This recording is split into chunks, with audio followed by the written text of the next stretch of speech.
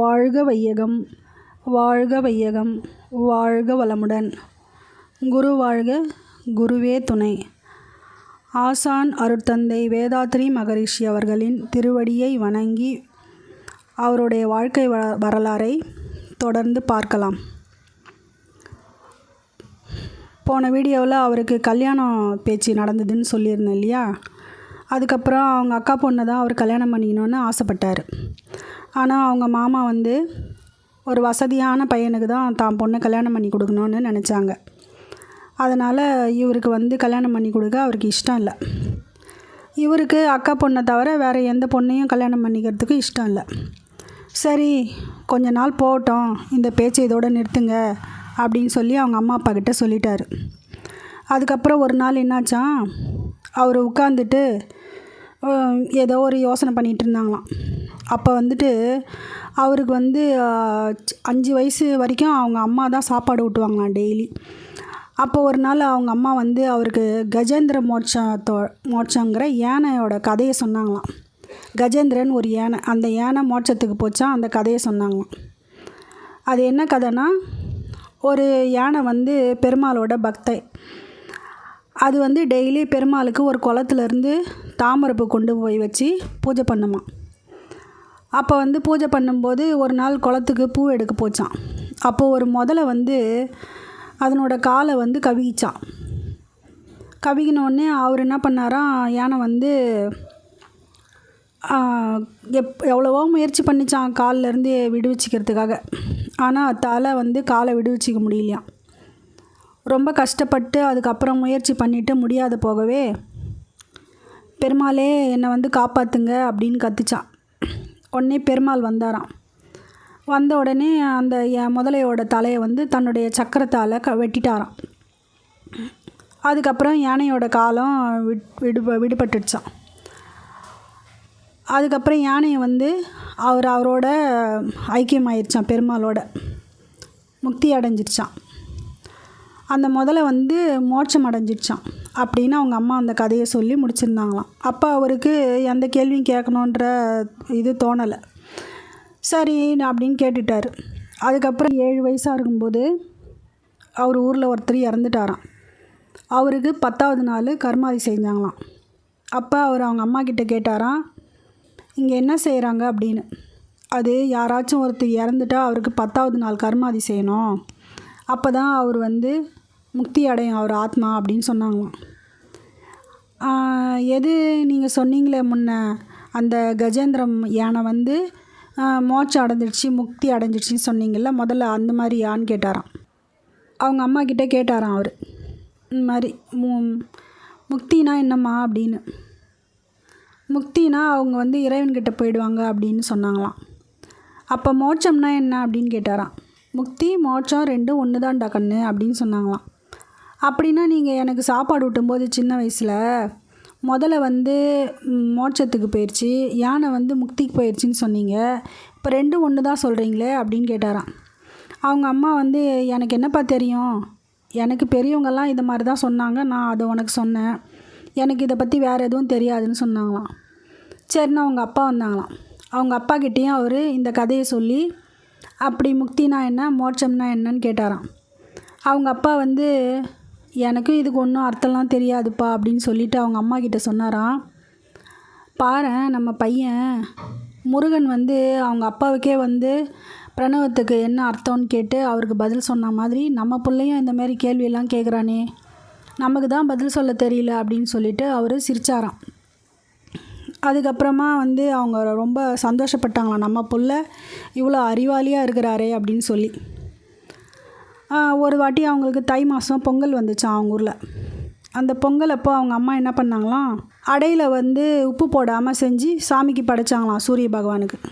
அப்போ அவர் கேட்டாராம், என்ன இந்த மாதிரி அடையில் உப்பு போடாமல் செஞ்சுருக்கீங்கம்மா அப்படின்னு கேட்டதுக்கு அவங்க அம்மா சொன்னாங்களாம், இல்லைப்பா சூரிய பகவானுக்கு உப்பு இல்லாமல் தான் அடை செஞ்சு வைக்கணும் அப்படின்னு சொல்லிட்டு. அப்படின்னு யாரும்மா சொன்னாங்க அப்படின்னு கேட்டாராம். எங்கள் மாமியார், அவங்க மாமியார் அப்படின்னு எல்லாரும் அப்படி தான்ப்பா செய்கிறாங்கன்னு. அப்படிலாம் ஒன்றும் கிடையாதுமா, ஏதோ ஒரு பாட்டி அடை செய்யும்போது உப்பு போட மறந்துட்டு இருப்பாங்க, அதனால் என்ன வீட்டில் உப்பு போடலையே அப்படின்னு எல்லோரும் கேட்டப்போ அவங்க வந்து இல்லை, பொங்கலுக்கு வந்து இந்த மாதிரி சூரிய பகவானுக்கு உப்பு போடாமல் தான் அடை செய்யணும்னு சொல்லிகிட்டு இருப்பாங்க. அதை வச்சு அதுக்கப்புறம் வர எல்லாரும் உப்பு போடாமையே செஞ்சுருப்பாங்க, இதுதாம்மா நடந்திருக்கும் அப்படின்னு சொன்னாங்களாம். அப்படியா இருக்கலாம் அப்படின்னு சொல்லிவிட்டு அவங்க அம்மாவும் அப்பாவும் நம்ம புள்ள என்ன அறிவாக பேசுகிறான் அப்படின்னு சொல்லி அப்பயும் சந்தோஷப்பட்டாங்களாம். அதெல்லாம் அவர் நினச்சி பார்த்தாராம், நம்ம அப்பா அம்மா எவ்வளோ நம்மளை பற்றி சந்தோஷப்பட்டாங்க, பெருமையாக பேசினாங்க அப்படின்னு சொல்லி நினச்சி அவருக்கு இன்னும் சந்தோஷமாக இருந்துச்சான். அதுக்கப்புறம் அதில் இருந்து அவங்க வீட்டில் எல்லா பொங்கலுக்கும் உப்பு போட்டு தான் அடை செஞ்சாங்களாம். இது மாதிரி அவர் ஒரு பண்டிகைக்கும் அவங்க அப்பா அம்மாவை கேள்வி கேட்டு திணறடிப்பாராம். அவங்களுக்கு ஒழுங்காக பதில் சொல்ல தெரியாதான். அவங்க சொன்ன பதிலும் இவருக்கு திருப்தி அளிக்காதான். அதுக்கப்புறம் இவராக அதுக்கு என்ன அர்த்தம் அப்படின்னு கண்டுபிடிப்பாராம். கண்டுபிடிச்சி ஒன்றா இவரே தெளிவுபடுத்துவாராம். அதெல்லாம் வந்து இவர் யோசித்து சந்தோஷப்பட்டுட்டு இருந்தாராம். அதுக்கப்புறம் ஒரு நாள் இவர் மயிலாப்பூரில் இருக்கும்போது திடீர்னு ஒரு லெட்ரு வந்துச்சான் அவங்க ஊரில் குடுவாஞ்சேரியிலேருந்து. என்னன்னு பார்த்தா அவங்க அப்பாவுக்கு உடம்பு சரியில்லை, உடனே கிளம்பி ஊருக்கு வா அப்படின்னு சொன்னாங்களாம். அச்சச்சோ என்ன ஆச்சோ தெரியலையே, சரி நம்ம ஊருக்கு போயிட்டு அப்பாவை பார்த்துட்டு வரலான்னு நினச்சாங்களாம். அப்போ அவர் ஊருக்கு போயிட்டு போனாராம். போனால் மறுநாளே அவங்க அப்பா வந்து இறந்து போயிட்டாராம். அவருக்கு ரொம்ப பெரிய இடியாக இருந்துதான். ஐயோ இந்த மாதிரி நம்ம அப்பா நம்மளை விட்டு போயிட்டாரு அப்படின்னு சொல்லி ரொம்ப கஷ்டப்பட்டாராம். அப்போ அவங்க எதிர் வீட்டில் இருந்த ஒருத்தர் என்ன பண்ணாராம், கவலைப்படாதப்பா, எனக்கு ஏற்கனவே 3 பிள்ளைங்க, உன்னையும் சேர்த்து நான் 4வது பிள்ளையாக நினச்சிக்கிறேன், நீ எனக்கு ஒரு பிள்ளை மாதிரி தான், உங்கள் அப்பாவுக்கு செய்ய வேண்டியதெல்லாம் நீ செய், நான் உனக்கு துணையாக இருப்பேன் அப்படின்னு சொல்லி ஆறுதல் சொன்னாங்களாம். சரின்ட்டு அதுக்கப்புறமா அவர் வந்து அவங்க அப்பாவுக்கு செய்ய வேண்டிய எல்லா சடங்கையும் செஞ்சு முடித்தாராம். ஆனால் இந்த மாதிரி ஒரு இழப்பை வந்து அவரால் தாங்கிக்கவே முடியலையாம்.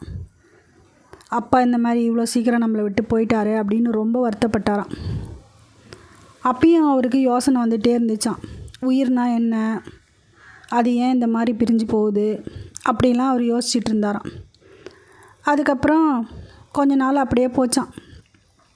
அந்த ஏற்ற வீட்டில் இருந்த அப்பா கேட்டாராம், ஏன்பா உனக்கு வயசாகுது, கல்யாண வயசாகிடுச்சு, இன்னும் நீ ஏன் கல்யாணம் பண்ணிக்கல அப்படின்னு.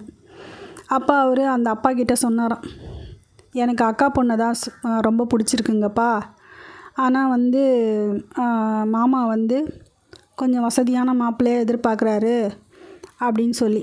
அப்படியா, சரி வா, உங்கள் மாமா கிட்ட நானே பேசுகிறேன் அப்படின்னு சொன்னாராம். போயிட்டு அவங்க மாமா கிட்ட பேசினாராம். அவங்க மாமா ஆரம்பத்தில் கொஞ்சம் தயங்கினாராம்.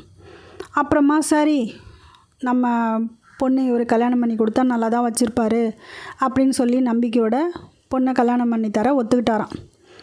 அவருக்கு ரொம்ப சந்தோஷமாக இருந்துச்சான். தான் சின்ன வயசுலேயே பார்த்து பழகின ஆசைப்பட்ட இந்த அக்கா பொண்ணையே நம்ம கல்யாணம் பண்ணிக்க போகிறோமேன்னு ரொம்ப சந்தோஷப்பட்டாராம். அப்புறம் அந்த கல்யாணத்துக்கு 200 ரூபாய் தேவைப்பட்டுச்சான். அவர் கையில் 100 ரூபாய் இருந்துச்சான். அந்த ஏற்ற வீட்டு அப்பா வந்து இன்னொரு 100 ரூபாய் நான் கொடுக்குறேன், நீ கல்யாணம் பண்ணிக்கப்பா அப்படின்னு சொன்னாராம். சரின்னு அதுக்கப்புறமா கல்யாண ஏற்பாடெலாம் பண்ணாங்களாம். அப்போ அவங்க தம்பி ஒருத்தர் வீட்டில் இருந்தாராம். அவங்க அம்மா என்ன சொன்னாங்களாம், தம்பிக்கும் அவங்க கூடயே சேர்த்து கல்யாணம் செஞ்சிடலாம்ப்பா அப்படின்னு சொன்னாங்களாம். சரின்னு 2 கல்யாணமும் ஒன்றா நடந்துச்சான். அதுக்கப்புறம் கல்யாணம் பண்ணோடனே அவங்க ரொம்ப சந்தோஷமாக மயிலாப்பூருக்கே வந்துட்டாங்களாம். எல்லோரும் அங்கேயே வாழ்ந்தாங்களாம்.